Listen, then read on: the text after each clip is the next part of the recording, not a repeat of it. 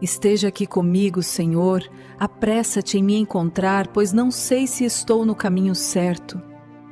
Dize-me, ó amado de minha alma, onde fazes descansar o teu rebanho. Procurei o teu alento nas noites frias e o meu coração desfalecia de sede. Introduz-me em teu abrigo de paz, onde o mundo não pode me tocar. Sustenta-me com o teu amor, pois estou sedenta de tua misericórdia.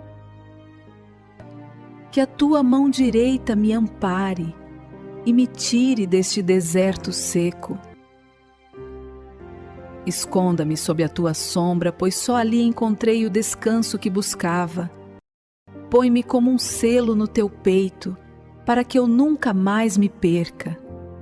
Em ti eu descanso, Senhor, porque o meu coração finalmente achou o seu.